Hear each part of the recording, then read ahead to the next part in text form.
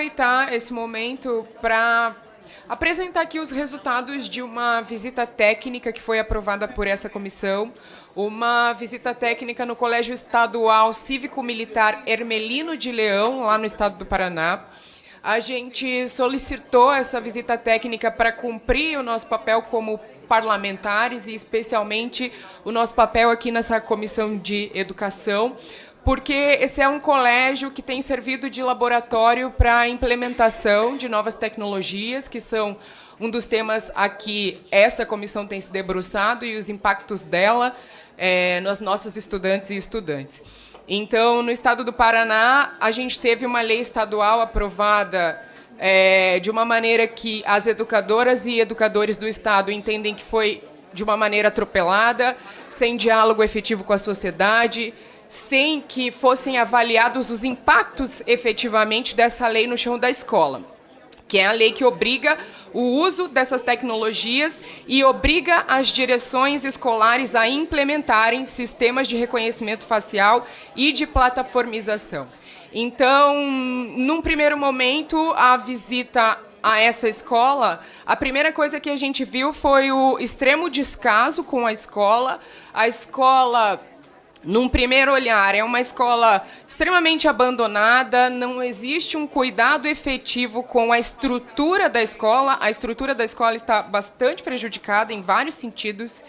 E aí, na visita, a gente percebeu que a implementação dessa tecnologia do reconhecimento facial tem apresentado, primeiro, falhas no consentimento à cessão das imagens. Então, o termo de cessão de imagem para a coleta de dados biométricos é genérico e não específico, contrariando a Lei Geral de Proteção de Dados, a LGPD.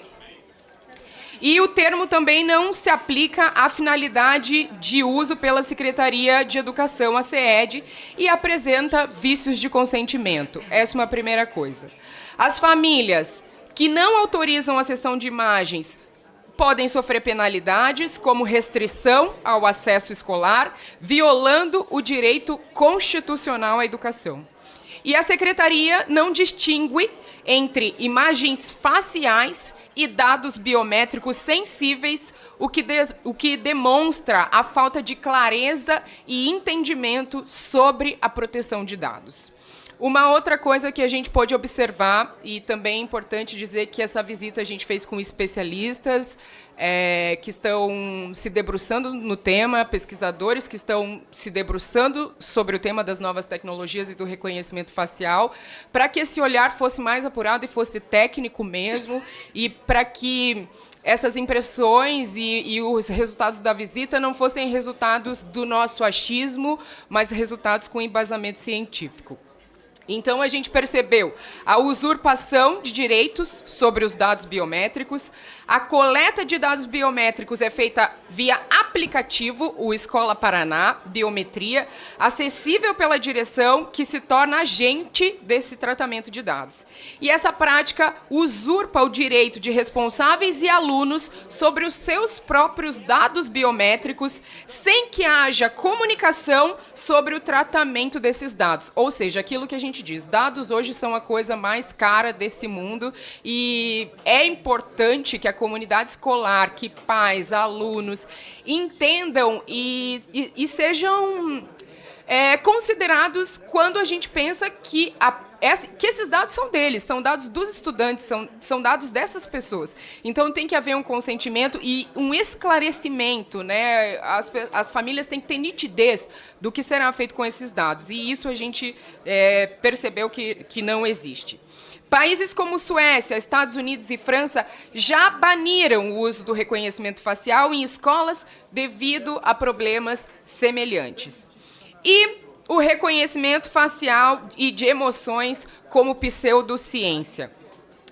Não é possível que isso seja aplicado, como a gente já disse, já foi banido de outros países, justamente porque as expressões faciais e emoções são influenciadas por fatores culturais e sociais, tornando esses métodos de monitoramento limitados e imprecisos. Então, uma das principais denúncias sobre o reconhecimento facial é o fato de que, por estarmos numa sociedade racista, pessoas negras, mulheres, são as pessoas onde essa tecnologia apresenta falha. Essa tecnologia tem dificuldade de ler rostos de pessoas negras, de mulheres, de pessoas LGBTs. Então, isso é um impacto bastante preocupante, e o banimento do reconhecimento facial em outros países reflete, né, esses vieses distorcidos que essa cultura impõe nessa tecnologia. A gente também pode perceber os impactos pedagógicos e modulação de comportamento, o que para o ambiente escolar é um prejuízo muito grande. Eu peço só mais um tempinho para concluir, eu já estou concluindo, estou indo para os últimos pontos. Então, a gente percebeu que essa vigilância constante altera o comportamento dos estudantes, e aqui vai também a denúncia ao fato de que essa é uma escola cívico-militar, e como educadora e professora eu pude perceber que ainda temos os desafios de evidenciar o quanto a ideologia militar não é algo que se aplica ao ambiente escolar. Isso é uma problemática muito grande.